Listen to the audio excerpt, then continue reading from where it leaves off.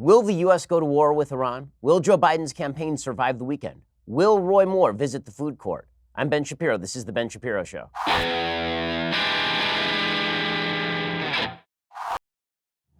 Well, the news cycle is getting very serious out there. We begin today with the obvious news that the president considered a strike on Iranian resources. It is unclear at this point where in Iran we were planning to strike, but the president apparently pulled back at the very last minute. So there were a couple of conflicting reports last night, one from the New York Times, one from the Associated Press, about exactly what happened. It was late yesterday, and the president was basically deciding whether or not to strike Iranian targets. The planes were in the air, they were all ready to go, and then they were pulled back at the very last minute. According to the New York Times, President Trump approved military strikes against Iran in retaliation for downing an American surveillance drone, but then pulled back from launching them on Thursday night after a day of escalating tensions.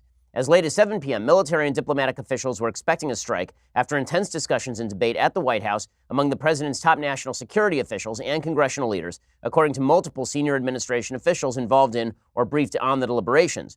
Officials said that the president had initially approved attacks on a handful of Iranian targets like radar and missile batteries. The operation was underway in its early stages when it was called off, according to a senior administration official. Planes were already in the air. The ships were in position. No missiles had been fired when word came to stand down, according to the official. This is all the New York Times reporting. The abrupt reversal put a halt to what would have been the president's third military action against targets in the Middle East. President Trump had twice struck at targets in Syria in 2017 and 2018. It was not clear, according to the New York Times, whether Mr. Trump simply changed his mind on the strikes or whether the administration altered course because of logistics or strategy. It was also not clear whether the attacks might still go forward. Asked about the plans for a strike and the decision to hold back, the White House declined to comment, as did Pentagon officials. No government officials asked the New York Times to withhold the article. Okay, that was the report that was coming forth from the New York Times, and they talk about a split among President Trump's advisors. Senior administration officials said that Secretary of State Mike Pompeo, John Bolton, the National Security Advisor, and Gina Haspel, the CIA director, had favored a military response, but top Pentagon officials cautioned that such an action could result in a spiraling escalation with risks for American forces in the region. That's the part of the story that conflicts with the Associated Press story. So the Associated Press story suggested that the President of the United States had been advised by the Pentagon, in fact, to go ahead. They said that the strikes were recommended by the Pentagon. So apparently the story isn't even straight within the media as to who was recommending what. The real question here was whether it was going to escalate if, in fact, the United States took some sort of retaliatory action. Obviously, President Trump thought that the answer was maybe. So this morning, the president started tweeting out his foreign policy, which, again, not my recommendation, because in the last 24 hours, we have seen the president tweet out that Iran made a very big mistake. And then within 24 hours, he's tweeting out why, in fact, Iran might have just made a mistake. It wasn't actually on purpose. And then he was suggesting that Iran couldn't be hit because it would have been too provocative or too disproportionate. Here's what the president tweeted out. We'll get to what the president tweeted out, clarifying his position in just 1 second. First, there is a widely held belief that procrastination is a bad thing, but life isn't quite so black and white. Sometimes procrastination can work in your favor. Hey, it may work in our favor with regard to Iran. Maybe we procrastinate and then hit them later. But if you need life insurance and you've been putting it off, congratulations. You've managed to procrastinate long enough for technology to make it easy. Policy Genius is the easy way to shop for insurance online. In just 2 minutes, you can compare quotes from top insurers to find your best price. Once you apply, the Policy Genius team will handle all the paperwork and the red tape. No sales pressure, no hidden fees, just financial protection and peace of mind. And Policy Genius doesn't just make life insurance easy. They can also help you find the right home insurance, auto insurance, disability insurance. So, if you need life insurance, but you've been busy doing literally anything else, check out Policy Genius. It's the easy way to compare all those top insurers and find the best value for you. PolicyGenius.com. Nobody really wants to shop for life insurance. It means you have to think about death and the possibility of plotzing and what happens after. But if you just go take care of it right now, PolicyGenius.com can make it super easy for you. Go check them out right now. Be an adult. Make sure your family is taken care of. Go check out PolicyGenius.com right now. That's PolicyGenius.com. Okay, so the president clarifies his policy today via Twitter. Again, not a huge fan of clarifying foreign policy via tweet. I don't think that it's a good idea, but this is the president that we have. So the president says, President Obama made a desperate and terrible deal with Iran, gave them $150 billion plus $1.8 billion in cash. True, Iran was in big trouble and he bailed them out, gave them a free path to nuclear weapons and soon. Instead of saying thank you, Iran yelled death to America. I terminated a deal which was not even ratified by Congress and imposed strong sanctions. They are a much weakened nation today than at the beginning of my presidency when they were causing major problems throughout the Middle East. Now they are bust.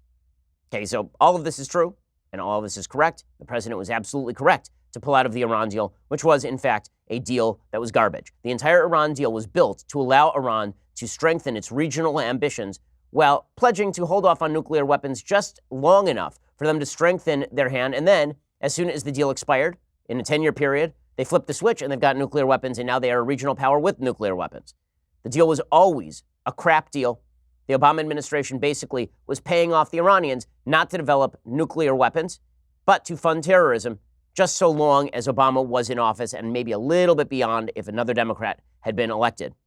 And then the president addressed via Twitter what exactly happened last night. He says, on Monday, they, meaning the Iranians, shot down an unmanned drone flying in international waters. We were cocked and loaded to retaliate last night on 3 different sites when I asked how many will die. 150 people, sir, was the answer from a general. 10 minutes before the strike, I stopped it, not proportionate to shooting down an unmanned drone. He said, I'm in no hurry. Our military is rebuilt, new and ready to go, by far the best in the world. Sanctions are biting, and more added last night. Iran can never have nuclear weapons, not against the United States and not against the world. Okay, so it is that sort of middle tweet there with which I have some issues. Okay, the one where he actually spells out his strategy. So there are a few problems with this. One, he suggests that they were basically ready to go. The planes were in the air. They were on their way. And that's when he asked how many people will die. Now, the president of the United States should probably be asking that question before we load up the jets and get out there in the air, right? That should be kind of the first question you ask, is what exactly is this strike going to look like? What are the consequences of this strike? But be that as it may, the president calls it back. Now, it's his rationale that I have a problem with. And when he says 150 people were going to die and that was not proportionate, I don't know where this idiotic notion came from that if you attack the United States, we are supposed to be proportionate in our response. In fact, I think that's a terrible idea. The reason I think that's a terrible idea is because the United States actually tried something that was basically called proportionate response. It was actually called graduated escalation during the Vietnam War. It was a strategy put in place by then Secretary of Defense Robert McNamara. And the strategy, which is elucidated by former Trump National Security Advisor H.R. McMaster in his book, Dereliction of Duty. The book is all about how Robert McNamara and the LBJ administration blew the Vietnam War by engaging in this graduated escalation. The idea was that we would gradually turn up the heat on the Vietnamese, on the North Vietnamese, the Viet Cong, until they realized that we were very serious about this, and then they would back down. But that's not really how military conflict works. The reason that people don't want to get involved with you in military conflict is because they are afraid you will devastate them. Not that you will gradually turn up the heat, but that you will devastate them. Effectively speaking, foreign policy is much more like a high school playground than like a debate society. And a high school, junior high playground, there's always the one kid that you didn't want to fight because he was kind of crazy and you never knew what he was going to do. And there's always that one guy on the playground who you sort of suspected he might have a knife in his backpack, and if things went dramatically wrong, things would get really bad for you really quickly. Well, that's sort of President Trump's appeal, right? He said this before. He likes to be unpredictable. He likes to be the guy who is intimidating because you don't know what he is going to do.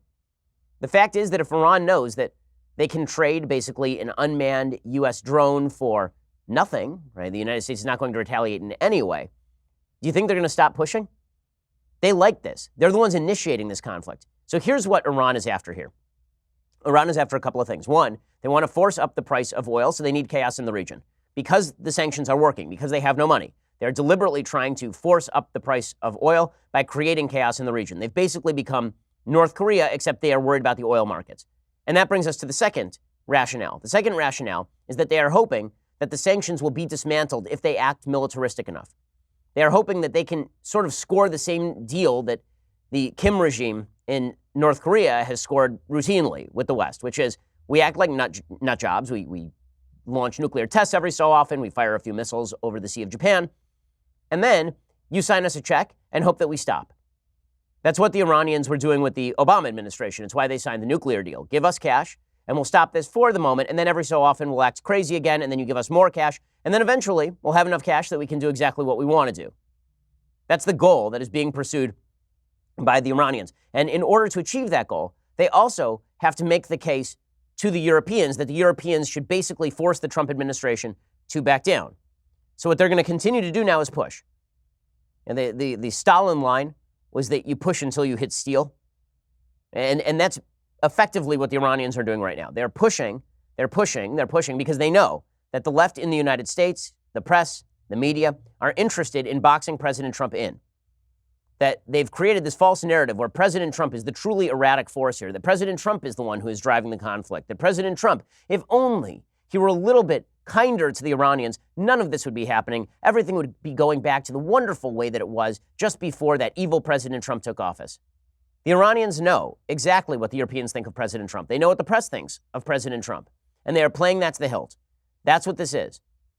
All of which suggests that the president is going to have to take action here sooner or later. Truly. Now, the Iranians may be careful. They may be careful enough that they never shoot down an American manned aircraft, that they don't actually kill an American, that they just sort of keep this at a low level of boiling conflict, hoping that the Trump administration will back down. But that is not a good thing either, because sooner or later, they will do something that damages us enough where we do have to retaliate. If you want to stop this thing in its tracks, you do have to show the Iranians that if things get real, the Ayatollahs are not only not going to be in charge of Iran anymore, they are not going to be breathing anymore.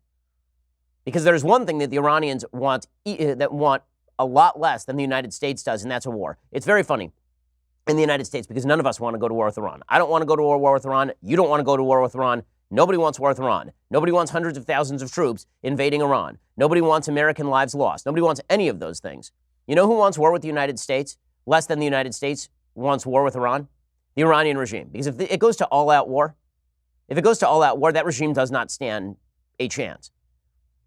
And we should note here that there are a bunch of options still on the table for President Trump. But what is being pursued right now looks a lot like a Clintonian foreign policy, and that is not a good idea. I'll explain in just 1 second. First, I like having straight teeth, but did you know that as you get older, your teeth actually continue to move?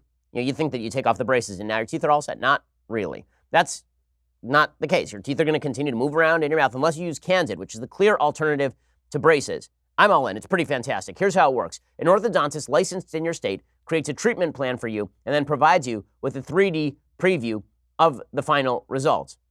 And then finally, they help bring you these clear, great, basically braces and that keep your teeth in place, that they stop moving around. Candid only uses experienced orthodontists. Other companies use dental professionals. Candid is going to create custom clear aligners that will be sent directly to me and my wife. That means that we are not going to have to even go in to the orthodontist's office. Candid costs 65% less than braces. You can save thousands of dollars and have straighter, brighter teeth in an average of just 6 months. I'm really excited to get my clear aligners from Candid. It'll make my teeth look, listen, I'm a handsome man, but it'll make my teeth look even better. You're one step away from getting straighter, brighter teeth. Learn more at candidco.com/Shapiro. Use code Shapiro at checkout to get $75 off. That's candidco.com/Shapiro. Code Shapiro for $75 off. Make your teeth look better. And by the way, make your teeth healthier also. Go check out candidco.com/Shapiro. Great for everybody, particularly as you gauge. Go check them out right now. candidco.com/Shapiro. Code Shapiro for $75 off. Okay, so a couple of things that we ought to put to bed right away. Us striking Iran and knocking out their navy, for example, does not mean full-scale war with Iran. It doesn't, because as I say, if the Iranians retaliated to the point where a full-scale war were necessary, the Ayatollahs are dead. They're atomized. They are not living anymore. The United States does have overwhelming military force. We have the most powerful force in the history of the world.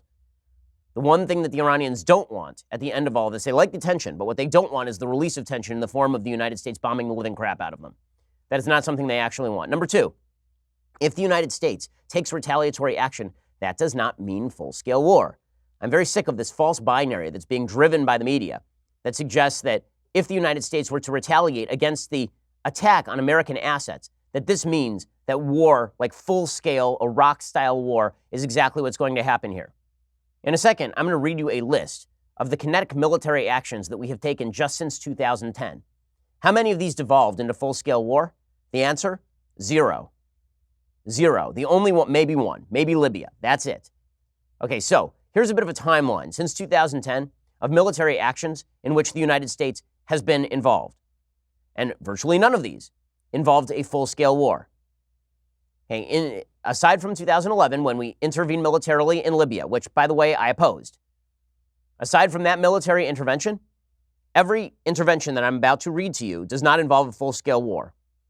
Okay, in 2011, we had drone strikes on al-Shabaab militants in Somalia. That was the sixth nation in which we had carried out those drone strikes, including Afghanistan, Pakistan, Iraq, Yemen, and Libya. We sent combat troops as advisors to Uganda in 2011. We deployed troops to Jordan to help contain the Syrian civil war within Syria's borders in 2012. We sent Patriot missiles to Turkey to prevent missile strikes from Syria in 2012. We deployed troops to Chad in 2012.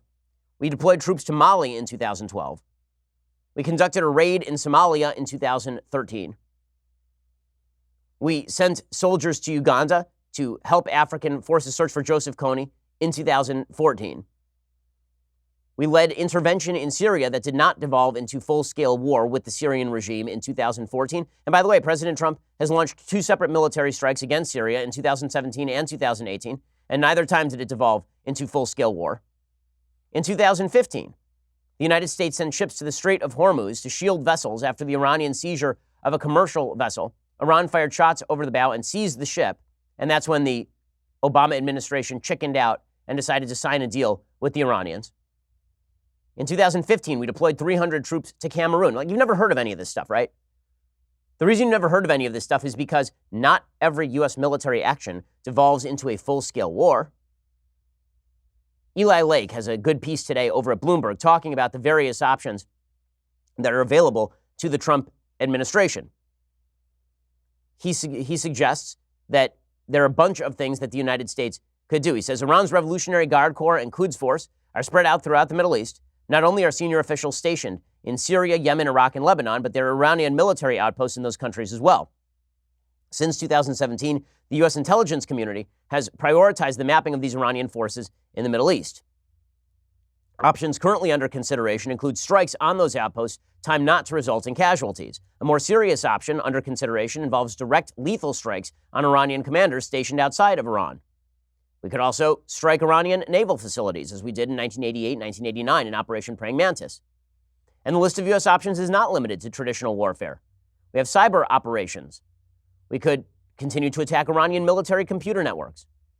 We need to restore deterrence, obviously. And here is where things get ugly. It is obvious that the Democrats are not interested in restoring any level of deterrence. They're interested in trying to appease and bribe the Iranian regime. And we'll get to that in just a second, because we tried that in the 1990s with terrorists. It did not work well. First, when the founders crafted the Constitution, the first thing they did was to make sacred the rights of the individual to share their ideas without limitation by the government. The second thing they did was enumerate the right of the population to protect that speech and their own persons with force. You know I'm a believer in the Second Amendment. I'm a gun owner. Owning a rifle is an awesome responsibility. Started in a garage by a Marine vet more than 2 decades ago, Bravo Company Manufacturing, BCM for short, builds a professional-grade product which is built to combat standards. This is because BCM believes the same level of protection should be provided to every American, regardless if they are a private citizen or a professional. Bravo Company Manufacturing is not a sporting arms company. They design, engineer, manufacture life-saving equipment. Listen, I have a gun not because I'm great at target shooting or because I go hunting. I don't. I have a gun because if somebody comes to my house and tries to break in and hurt me or my family, I want to be able to shoot them.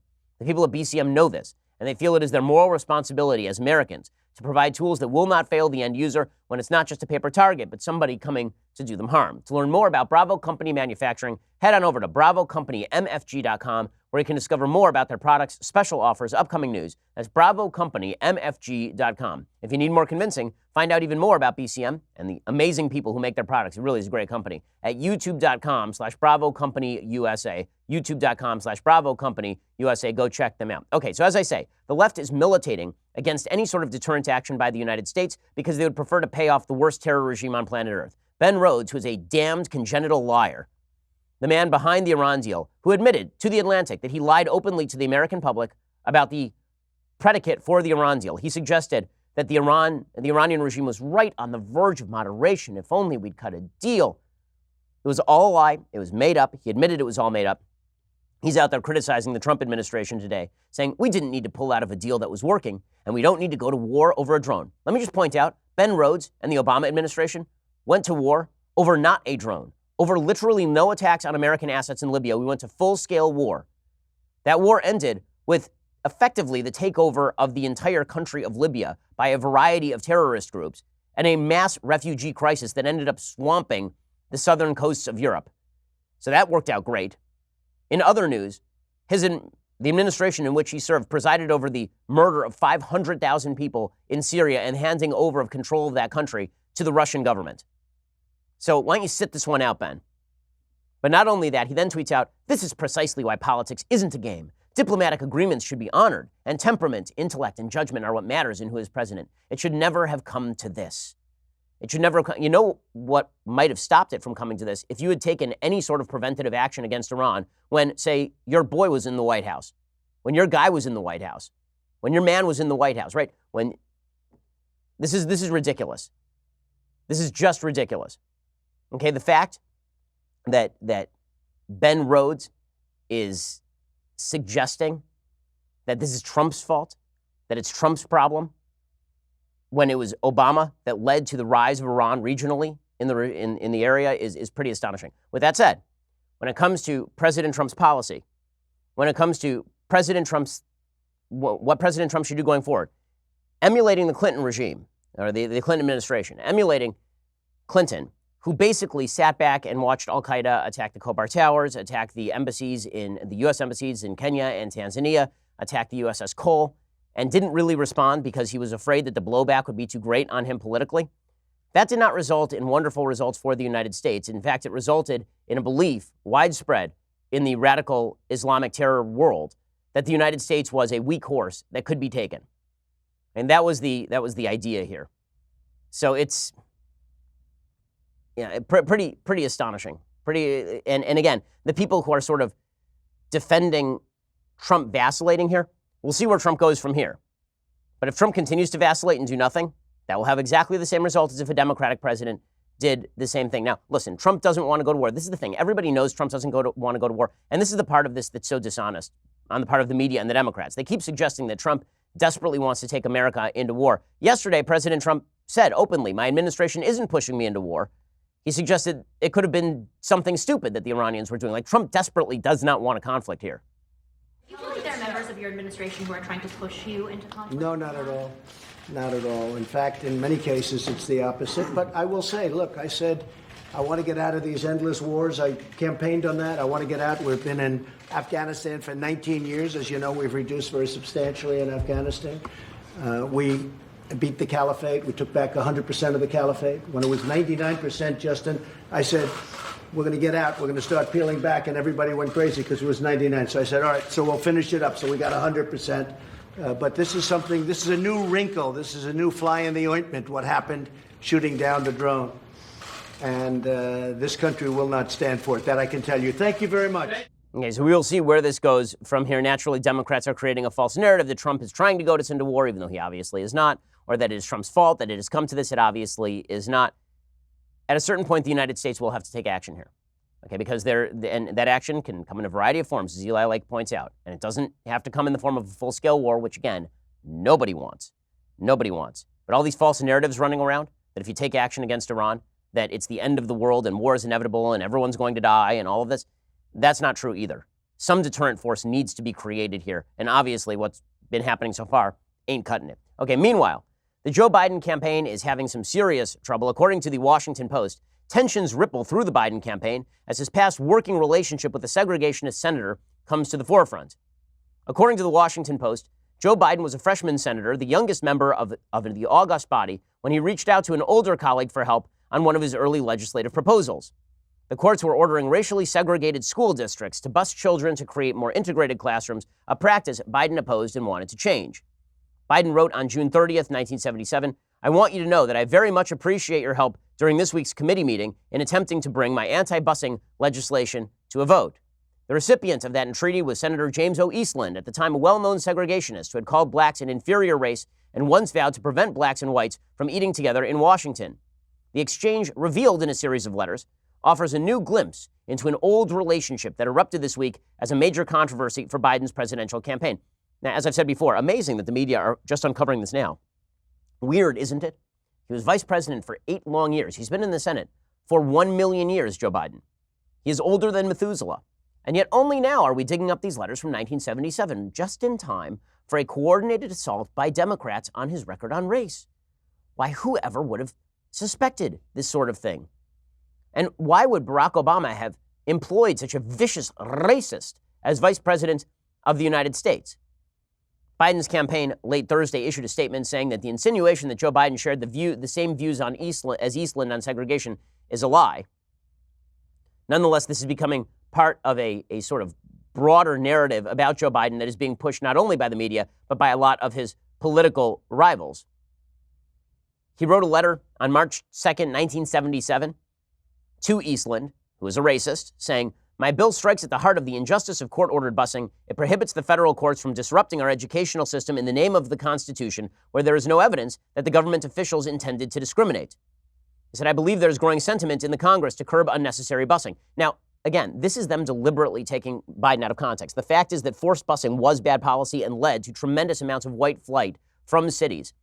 So voluntary sort of segregation, people who decided to leave particular areas because they didn't want their kids to be in schools with black kids, right? There was a push by people that instead we would have to have forced busing. That we're going to take kids from areas and move them into other areas, black kids into white areas, white kids into black areas, and this is going to solve all of the problems.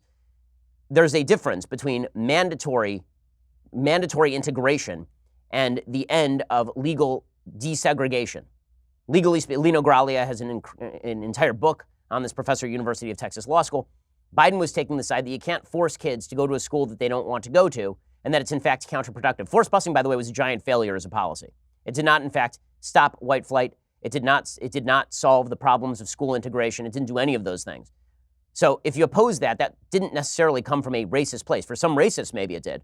But also it may have come from the idea that the government doesn't have a role to play here, and also the government is ineffective here. But people are trying to suggest that it's really because Biden is racist. And we're seeing all sorts of this narrative pushed out today. In 1975, Joe Biden did an interview in which he said this: "I think I've made it possible for liberals to come out of the closet. If it isn't yet a respectable liberal position, it is no longer a racist one." This is his pushing against forced busing. He says, "I think the Democratic Party could stand a liberal George Wallace, someone who's not afraid to stand up and offend people, someone who wouldn't pander, but would say what the American people know in their gut is right." Now, the invocation of George Wallace is being trotted out as evidence that Joe Biden is a racist. And George Wallace was a vicious racist. George Wallace was a segregationist. He believed black people were inferior. He ran for president on that platform. He won some southern states. So invoking George Wallace in 1975 is a pretty ugly move by Joe Biden. At the same time, does that mean that Joe Biden was a closet segregationist? Is that the contention? And does his record since 1975 mean anything on this sort of stuff? Is it possible that Joe Biden is just an idiot and he says idiotic things on a regular basis? I mean, that seems a lot more plausible, but the media are coming for old Joe, and it's going to continue. In 1981, here's a comment he made, again invoking George Wallace. He said, "Sometimes even George Wallace is right about some things. One of the things that is happening in this country is that the American people have given up because we're not very innovative. Let me move off busing to make my points, and then I will end my part of it. Let us take the death penalty. Everybody wants the death penalty now. We are going to hang everybody. Do you know why they want the death penalty? Because stupid sociologists and guys like people who sit up here in my job for years kept telling them, we know how to rehabilitate. They do not have the slightest idea how to rehabilitate. Our entire criminal justice system is premised on the point that you sentence someone based upon the amount of time it will take to rehabilitate them." He says, "So the American people, because they are basically good, like most people in my opinion are, went along and said, we'll buy that. And they bought it for 20 years, and it does not work." Again, this is Joe Biden circa 1981. "And I get killed by my liberal constituency for saying it. I say, hey, let's forget about rehabilitation. We do not know how to do it. Say it. Boom, tell them. Because if you don't, you know what is going to happen. Eventually, people are going to get so frustrated by the way, liberal sociologists and politicians who say, we must rehabilitate our fellow man, we must help them. And then they see Richard Speck come up for parole, even though he did not get it, and they say, my God, why should that be? So guess what? Now they have only one or two things to choose between. They choose between Strom Thurmond's view of hang them or continue business as usual. So this sort of language is being trotted out as evidence that Joe Biden is a racist, again, invoking George Wallace, which is a bizarre decision. But Joe Biden, it seems, typically invokes people he thinks are bad, like George Wallace and segregationists, as sort of outliers in his examples. He's been doing it for 30 years. Is that evidence that he's a vicious, brutal racist? I have a tough time thinking that that is the case. Circa 1992, by the way, Joe Biden was saying that his crime bill would hang people. This is another thing that's being trotted out to prove that Joe Biden is actually a vicious racist because his crime bill was supposedly targeted at black folks as opposed to at criminals. Worth noting that in this 1992 clip, this is before hair plugs apparently, here's Joe Biden talking about the crime bill. Let me tell you what is in the bill, and I'll let you all decide whether or not this is weak. Let me get down here a compendium of the things that are in the bill.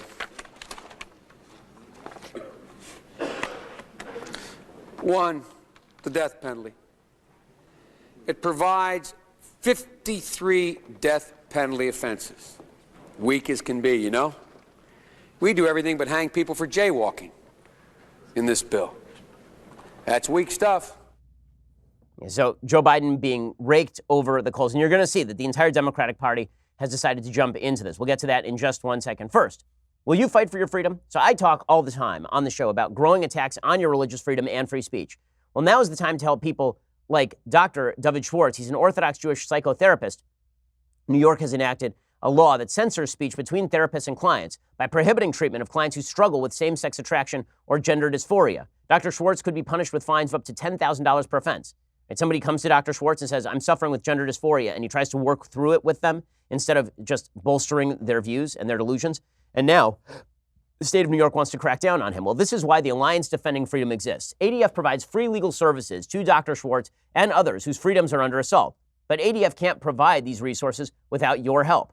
ADF relies on donations to fight for your freedom.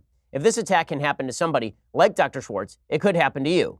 Will you fight for Dr. Schwartz and protect your freedom? Please give generously. All donations are, in fact, tax deductible. And if you donate $75 and above, you'll receive an exclusive free speech shirt. Go to adflegal.org/Ben to donate right now. That's adflegal.org/Ben. Go check them out, adflegal.org/Ben. Okay, well, we're going to get to more of the Democrats piling on Joe Biden in just one moment. But first, it's that glorious time of the week when I give a shout out to a Daily Wire subscriber. Today, it's Instagrammer David Orr, a.k.a. Gondor, who not only has a strong sense of good political content, he also appears to have a strong back. In the picture, David is holding his magnificent Leftist Tears tumbler into frame in front of what looks to be a picture of him as the bottom of a human pyramid. Impressive. He writes, listening to Ben Shapiro, enjoying some cold ones, hashtag Leftist Tears tumbler, hashtag I came for Ben but stayed for Klavan. Well, they can't all be winners. If you want a chance at being featured on the show, become a Daily Wire annual subscriber. If you're not already one, post a photo of your tumbler on Twitter or Instagram. You can even be in the photo if you'd like. To become a subscriber, head on over to dailywire.com. Click on that subscribe button at the top of the page. Also, when you subscribe, you get early access to buying tickets for our one-night-only Backstage Live show. Today at 10 a.m., tickets will officially go on sale. The show is August 21st at the Terrace Theater in Long Beach, California. I will be there. Daily Wire God King Jeremy Boring, Andrew Klavan, the horrible Michael Knowles. They will all be there covering politics, pop culture, and we'll be answering your questions live from the audience. It's worth noting there are only 300 VIP tickets available. That includes premium seating, photos, meet and greets with each of us, a gift from me. Well, I don't even know. I have to go out and shop for you and more. Head on over to dailywire.com/backstage to get your tickets today. Come join us for a fantastic evening. And of course, go subscribe at dailywire.com for the Leftist Tears tumbler and all the other wondrous things that you get as a subscriber. We're the largest, fastest growing conservative podcast and radio show in the nation.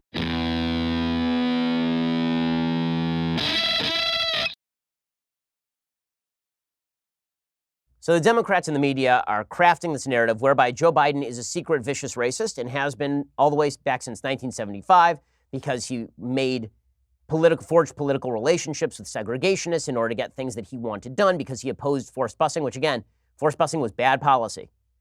You might not like white flight. I'm not a huge fan, but that does not mean that forced busing was a solution to that. In fact, it was not. It just led to more white flight even further out so that you were outside the forced busing areas. The fact is that you cannot force people to live where you want them to live in a free country. You just cannot do that. And you can't force people to go to school where you want them to go to school in a free country. Joe Biden opposed forced busing, therefore he must be some sort of vicious racist. He invoked George Wallace a couple of times, which, again, is a bad move, but fully in line with Joe Biden being an idiot who says things without thinking about them fully and invokes people who are at the ultimate extreme of American politics in order to make points. This is sort of one of his strategies. He'd be like, I'd even make a deal with that guy. I'd even make a deal with George Wallace.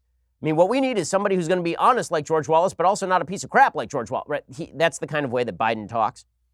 That doesn't mean that it's great, but it also doesn't mean that he's a vicious racist. But the Democratic Party has decided to turn on old Joe. AOC leading the way. Cory Booker has been attacking Joe Biden and suggesting that Joe Biden is a racist and then pretending he is not suggesting that. So then what's the criticism? AOC tweeted out, for the record, Cory Booker does not owe Joe Biden an apology for pointing out that waxing nostalgic about working with segregationists is insensitive. He knows better? Really? What is better, to stay quiet about it? Well, no, what's better is to not proclaim that Joe Biden is actually in league with segregationists and sympathetic to segregation. And if he's not either of those things, then what exactly is the critique here? Truly, what is the critique? Ta-Nehisi Coates, who is, of course, a racially polarizing figure. I think that he is, as I've said, wildly overrated, a muddy thinker, somebody who relies on racial polarization in order to push a particular left-leaning political agenda. He's out there bashing Joe Biden. He says that Joe Biden shouldn't be president either. Should Biden apologize? I mean, Joe Biden shouldn't be president, obviously, I don't think I'm breaking any news here. If he ends up being the nominee, better him than Trump. But, I think that's a really, really low standard. Okay, so he's already out there opposing her. He was a Sanders supporter in the last election cycle. Bernie Sanders, by the way, got into it with an MSNBC anchor over Joe Biden's comments as well. The entire Democratic Party is mobilizing against Joe Biden right now. What will be fascinating to see is whether Biden actually starts to drop in the polls. Now, we have seen a drop in the polls for Biden, but the rich line of attack for Bernie Sanders in the debates next week will be on Joe Biden, and some of it will be racial. You'll see Kamala Harris and Cory Booker do it too. Booker's already setting up for it. So is Booker in the, I'm trying to remember, I believe Booker is in the debate is he in the same debate as Biden? Oh no, he's in the one with Warren. Okay, so Biden gets lucky. That means that Kamala Harris is the one who's going to be attacking Joe Biden over the race issue because Cory Booker is stuck in the kids' table debate with Warren. But Sanders will go after it. Also, here's Sanders doing just that on MSNBC. But I don't think you have to be touting personal relations with people who were very brutal segregationists. But Senator, he wasn't touting that's relations. My view on it. His point was... Okay, ma'am, I'm sorry. If you disagree with me, that's fine. That's my view. But haven't you, over a 4-decade career, had to align yourselves with people who don't share your views on things in order to advance your causes? Yeah, absolutely. It's just what I said. Absolutely. I have, and so has every other member of the Congress. So then what's the critique? The answer is a lot of this is truly dishonest. And again, it is amazing to me that the same media that suggested Beto O'Rourke was a world-beating candidate when he was running against Ted Cruz, then they flipped and said, oh, hey, look at this guy. He's an empty vessel who eats dirt. Isn't that weird? He's a furry. Like, we're just noticing this now. What a weirdo with his weird arm movements and his faux authenticity. We're just noticing that. As soon as Ted Cruz is off the stage, all of a sudden we know. Same thing with Joe Biden. When Joe Biden is running against Paul Ryan as VP, then it's old Joe, so authentic, so true to himself. And then he runs against a bunch of other Democrats that the media like better, and suddenly they're rediscovering how to do basic investigative journalism, how to search archives and find old things that Joe Biden has said and report those things. They're finally looking into stuff like Hunter Biden, Joe Biden's son, doing business with countries that Joe Biden was doing business with as vice president, how Joe Biden's son Hunter was getting magical contracts from businesses located in China and the Ukraine while Joe Biden was trying to do business with China and the Ukraine as vice president of the United States.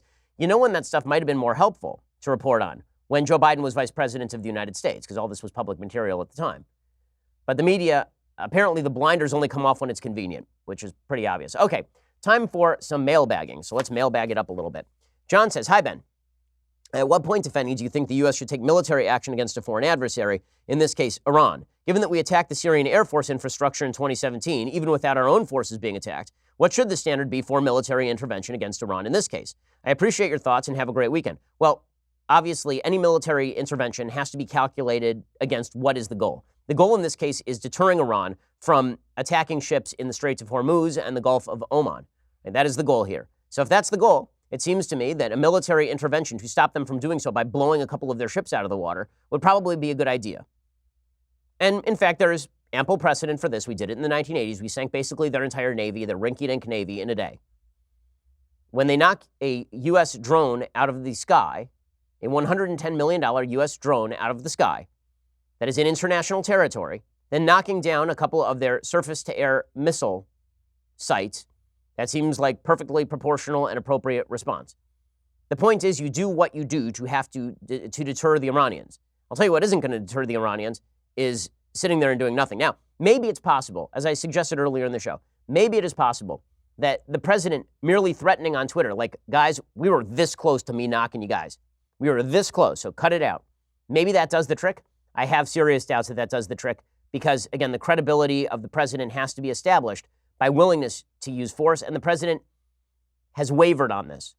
Right? He has wavered from time to time on the level of force to be used, on whether he wants to use force or not use force. Unpredictability, and there has to be a certain level of predictable unpredictability. But it doesn't really hold when within 24 hours you're saying Iran made a very big mistake, but maybe they also didn't make a really big mistake, etc. Zachariah says, hey, Ben, love the show and all you guys do at the Daily Wire. Quick question about the executive branch. Does the president have the power to eliminate the alphabet soup offices that exist under the executive branch, i.e. eliminate the DEA or some other office, and then shift those funds over to Border Patrol?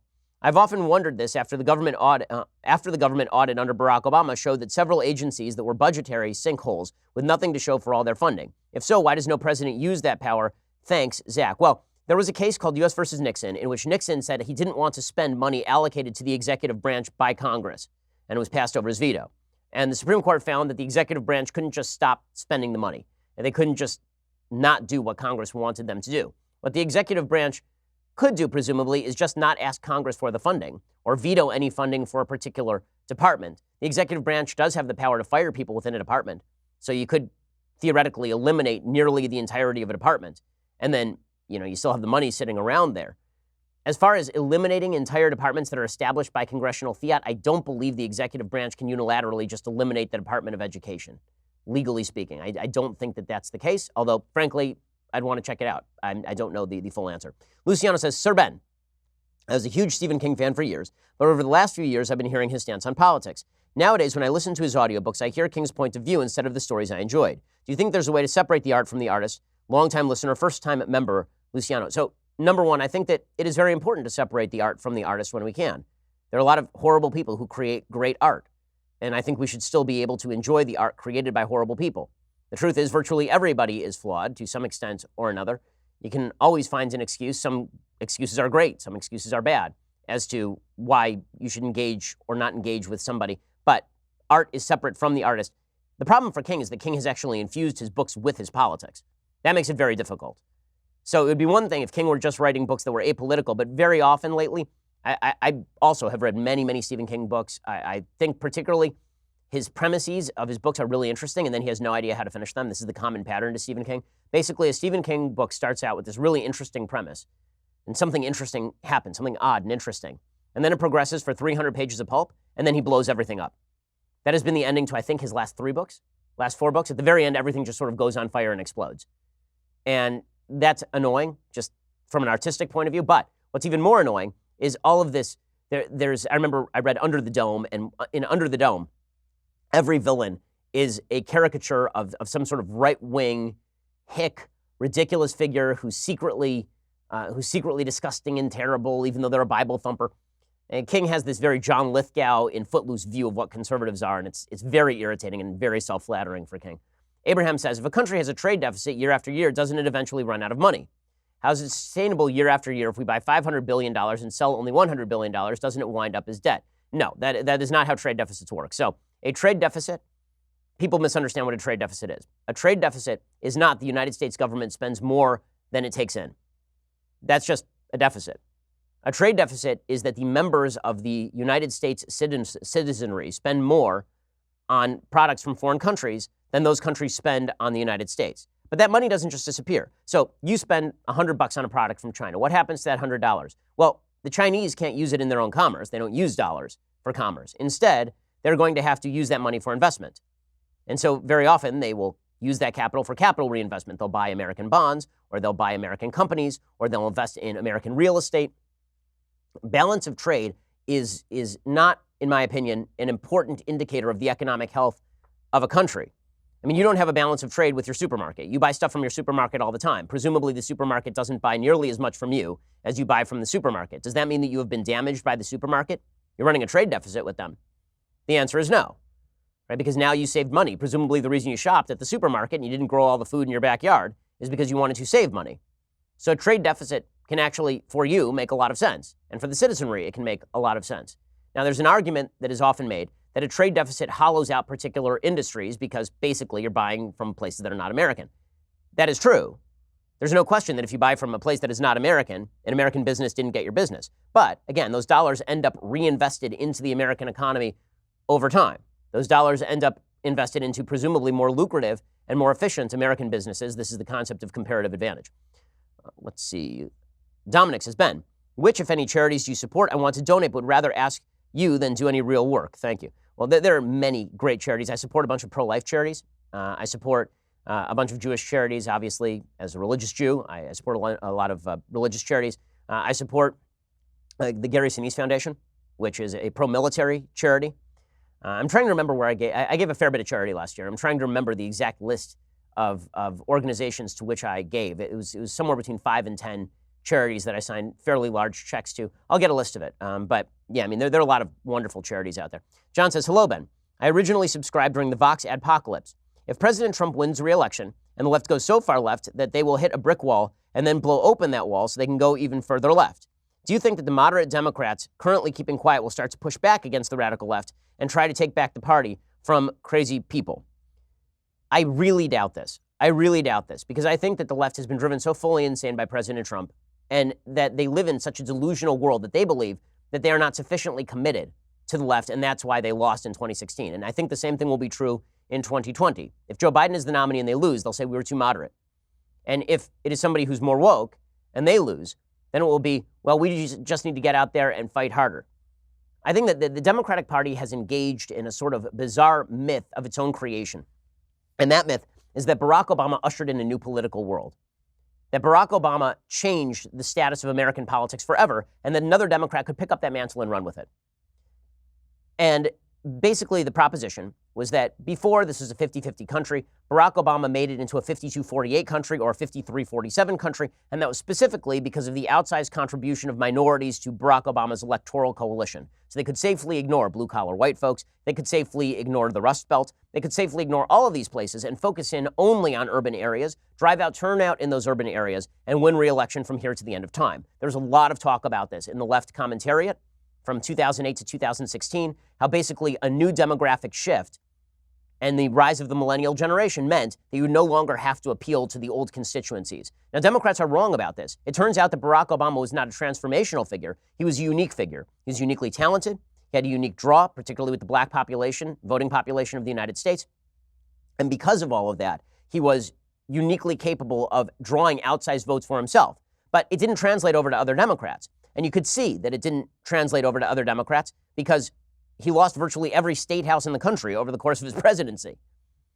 So Democrats, but I think the Democrats are so delusional that they think that it was basically such a fluke in 2016 that all they have to do is keep doubling down on what brought them Barack Obama and they'll be fine. So I don't think they're going to shift back to the center. Jacob says, why are so many celebrities leftists? Well, I think a lot of celebrities are leftists because to be in the arts, and I know a lot of artists are people who consider themselves sort of outcasts, sort of the weirdos in their community, sort of the weirdos in where they grew up, the free thinkers, the people who are held down by the man. And then they escaped to beautiful Hollywood. And then they decided that they were going to become more tolerant and diverse and leave behind the foolishness of their parents because they're artistes and they have the artiste mentality. And also, there's something about art that is inherently subjective.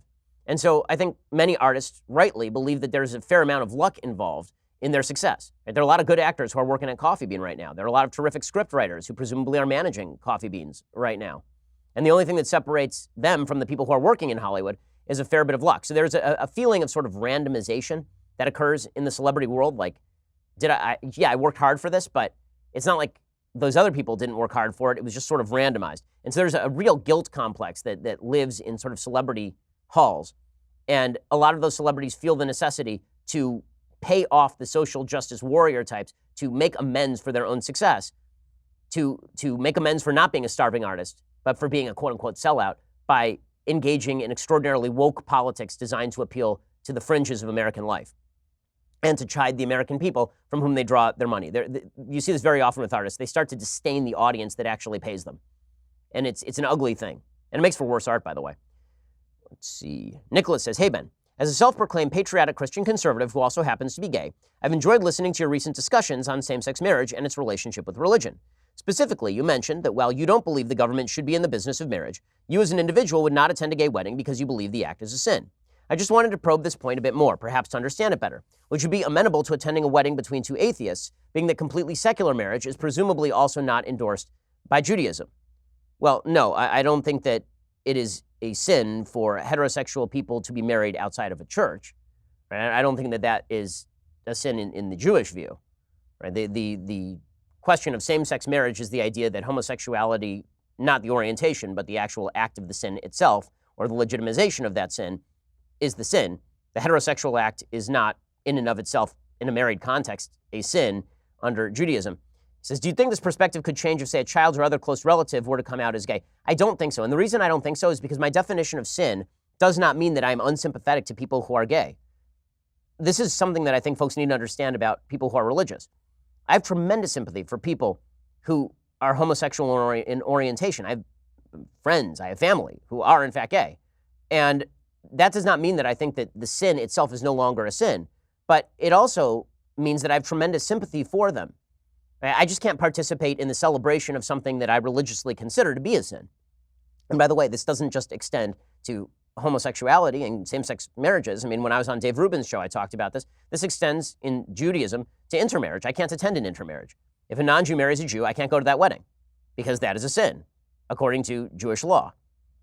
It says, just so you know, I'm not of the mindset that your viewpoints on this make you or anyone else a bigot, homophobe monster. In fact, I think quite the opposite. Our shared perspective on individual liberty and personal freedom are what make America in 2019 the best time and place in the history of the world to be gay. Looking forward to hearing a bit more about your views. Thanks, big fan, love the show. Well, I appreciate it. You know, one of the things that I've always found bizarre is why people care what I think is a sin. I think all sorts of things are sins. Right? I'm an Orthodox Jew. That means that, like, everything is sinful. A lot of things. And I can recognize that I don't live up to all my own standards when it comes to sin because no one does. And I can acknowledge that people sin. What I can't do is suggest that a sin is not a sin or celebrate what I consider to be a sin. But that's not the same thing as suggesting that the government should be involved in enforcing my vision of sin on the world. And that, I think, is a mistake. There's no secular rationale for it. So if you don't like what I think is a sin, I have good news for you. You don't have to care because I'm not imposing it on you. Blake says, hi, Ben. What, in your opinion, is a proportional response to recent Iranian aggression? I'm not in favor of proportional response, as I said earlier. I'm in favor of disproportionate response sufficient to establish deterrence. Corey says, hey, Ben, just subscribed in part due to recent big tech conservative censorship. My question is, when do taxes move from legitimate governmental income to theft? Thanks. Well, there's a great book by Richard Epstein called Takings. And his basic theory is that under the Fifth Amendment, which talks about presumably eminent domain, it said that the government cannot take private property for public use without just compensation. Okay, that is the language that is used. No private property for public use without just compensation. Richard Epstein suggests, I think quite correctly, that what this means, the government can't take your property and then not compensate you for that property in some way. So what that means is that if they take my money for taxes and then they use it for services from the police that I can access, that is one thing. If they take my money and just hand it to Bob over there, I'm not getting compensated in any way for that. That is an illegitimate taking. I think that is a good framework for thinking about taxes. Raphael says, hello, Mr. Shapiro. Bernie recently tweeted he supports unions in the gaming industry since they made over $40 billion last year. Well, he didn't just tweet that. He suggested that the gaming industry grossed over $40 billion last year and that the $40 billion should therefore be distributed among the workers. He demonstrated that he literally does not understand the difference between gross and net. So he thinks that because the gaming industry made $40 billion last year, that means they profited $40 billion last year, which is idiotic. Okay, the vast majority of that went to the people who work for the gaming industry. He said, I've heard some downsides, this is Raphael, of industries unionizing. Can you remind me of those downsides, especially for an industry as huge as the gaming industry? Thanks, love the show. Well, the problem with unionization typically is that it makes businesses less efficient. Now, I'm in favor of private unions so long as they're not kneecapping people. If you want to get together with all your friends and then unionize, and you're not trying to kneecap scabs, and you're not trying to use physical force against anybody, enjoy, all for it. Don't see a problem with it. If, however, what you're talking about is forced collective bargaining, where I have to negotiate with you as the employer by law, then you're talking about cartelizing the industry and basically putting the workers in control of a business they did not capitalize in the first place.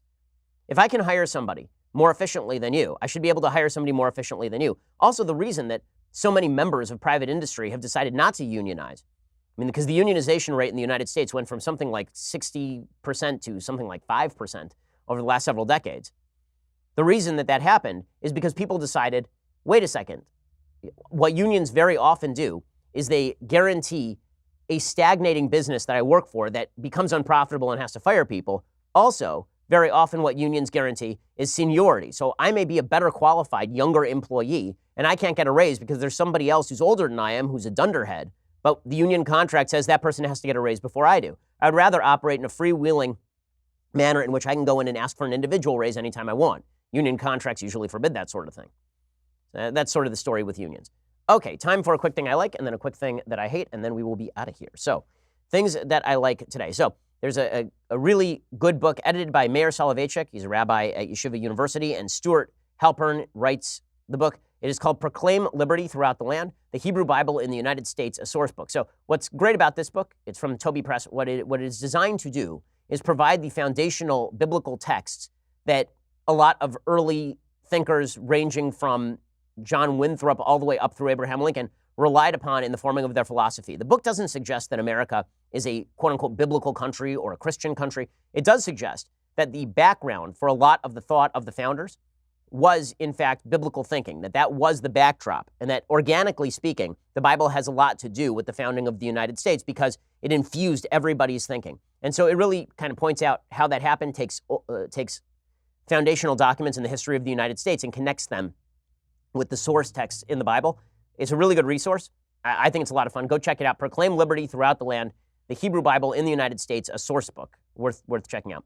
Okay, time for one more thing I like. So, Condoleezza Rice was questioned specifically by an NBC reporter who wanted her to suggest that President Trump has radically reduced the quality of race relations in the United States. And Condi Rice, who lived through segregation, who watched her church firebombed, she had some words. There are people who will say it feels worse now when we're talking about race, or it just feels like a divisive environment. It sure doesn't feel worse than when I grew up in Jim Crow, Alabama. Okay, so let's drop this notion that we're worse at race relations today than we were in the past. Really? That means we've made no progress? Really? And so I think the hyperbole about how much worse it is isn't doing us any good. We still have, this country is never going to be colorblind. We had the initial original sin of slavery. It's still with us.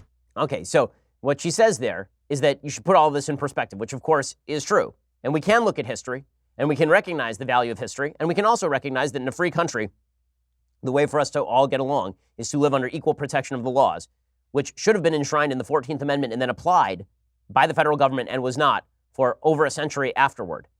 But Condi's putting things in context. Yeah, the media should definitely take that under consideration. Time for a quick thing that I hate. So Alexandra Ocasio-Cortez keeps doubling down. We're now in day 4 of her refusing to acknowledge that calling detention centers concentration camps is an idiotic thing. She doubled down on it again yesterday. She keeps digging. Eventually, she's going to actually reach China. She's going to dig a hole all the way through the earth. She's going to hit the molten core and keep going. Here's AOC once again doubling down. I'm absolutely comfortable using that term because it is rooted in our academic definition. Oftentimes when people, when the term concentration camp is evoked, what people think of are extermination camps. They think of Auschwitz. And I think what we need to realize is that one of the biggest lessons that we learn from both Holocaust historians, civil rights academics and experts is that it takes a process, a slow, gradual process of increasingly dehumanizing steps. Okay, this is, again, she's quoting the experts. Yeah, name them. Yeah, explain, how many books have you read on concentration camps? Explain how this is about the Boer War. The media will continue to defend her because they will defend anyone, but anyone on the left anyway who is useful to them in the moment until they become not useful, like Joe Biden, and they are put out to pasture, like Edward G. Robinson and Soylent Green. But AOC will continue to double down because nobody on the left will ever call her out on it. It's pretty impressive. And if they do call her out, like Chuck Todd, then they get shellacked as well. Okay, we'll be back here later today with 2 additional hours of content. I'm Ben Shapiro. This is The Ben Shapiro Show. The Ben Shapiro Show is produced by Robert Sterling, directed by Mike Joyner, executive producer Jeremy Boring, senior producer Jonathan Hay. Our supervising producer is Mathis Glover, and our technical producer is Austin Stevens. Edited by Adam Sayevitz. Audio is mixed by Mike Coromina. Hair and makeup is by Jesua Olvera. Production assistant, Nick Sheehan. The Ben Shapiro Show is a Daily Wire production. Copyright Daily Wire 2019. Hey guys, over on the Matt Walsh Show today, the Democrats have decided suddenly now that Joe Biden is racist. Now, if that's true, why are they just noticing now after 50 years? Also, I want to talk about the danger of misleading and dishonest headlines, which is a scourge now, an epidemic, and how we can guard ourselves against it. Finally, are we putting teachers in a basically impossible situation by sending them legions of poorly parented, out of control kids to educate? I would say yes, we are. And so we'll talk about that also today over on the Matt Walsh Show.